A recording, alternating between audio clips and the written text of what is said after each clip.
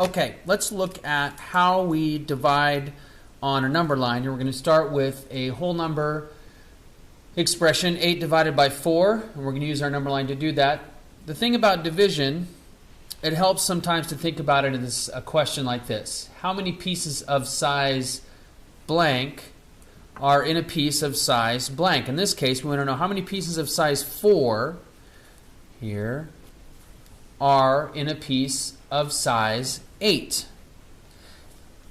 I chose this because we already know the result of 8 divided by 4. We know it's 2, so we're going to actually look at it on the number line. So, first thing is, let's get a piece of size 4. That's what it looks like. We want to know how many of those can we find in a piece that goes all the way down to here. There's 8.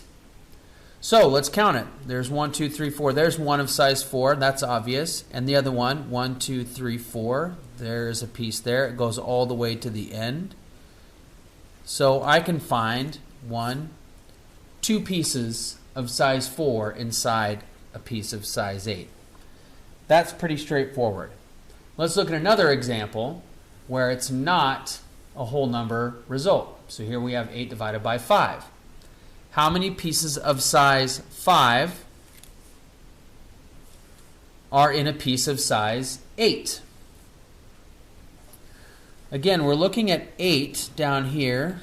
There's our magic endpoint, and we want to figure out how many pieces of size 5. So let's get a piece of size 5. 1, 2, 3, 4. There's a piece of size 5.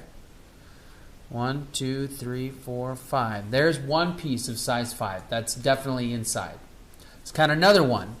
1, 2, 3, 4, 5. So that goes past the 8. And let's figure out how we account for that. Well, there's one piece here. That's this. And then I have this piece right here. This is not a whole piece of 5.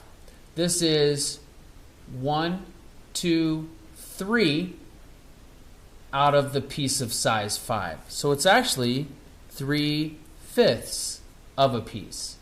So 8 divided by 5 is 1 3/5. Now let's look at what it is when we deal with a number being divided by a fractional amount. Here's our example. Number 1 here. The expression here is 3 divided by 3/5. Our question is the same. How many pieces of size, now 3/5, it's a fractional amount. How many pieces of size 3/5 are in a piece of size 3? Okay. Now many of us have learned the standard algorithm for this, and we're going to look at that when we're finished and see how the two actually support each other. So let's start by finding 3/5. Here's our piece. Here's 1, 1, 2, 3, 4. This is cut into fifths, so I'm going to find a piece of size 1, 2, 3/5. That is a piece of size 3/5. Now, how many of that piece are in that? There's 3 down here. So let's figure that out. There's 1, 1, 2, 3. There's 2, 1, 2, 3. There's 3, 1, 2, 3. There's 4, 1, 2, 3. It perfectly goes to the end. There are 5. 1, 2, 3, 4, 5 pieces fit inside. So, how does this fit with what many of us students included in 7th grade know about standard algorithm? Well, what we've been taught oftentimes is that 3 divided by 3/5 is the same as 3 times 5/3. Well, why is it 5/3? What does that even mean?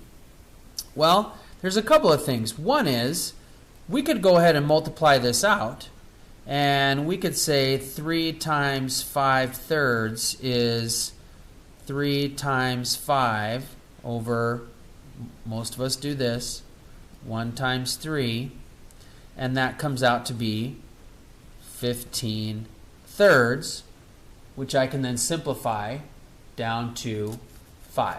Which we already know the answer is 5. So that's one way to look at it. But where is this 15?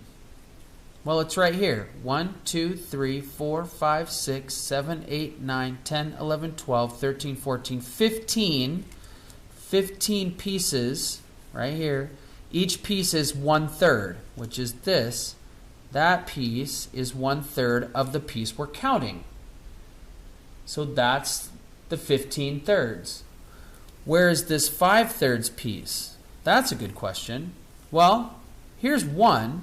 If this is 1/3, there are 1, 2, 3, 4, 5 of those in 1, and there are 1, 2, 3, that's where that is, in that expression. So this right here is 5/3.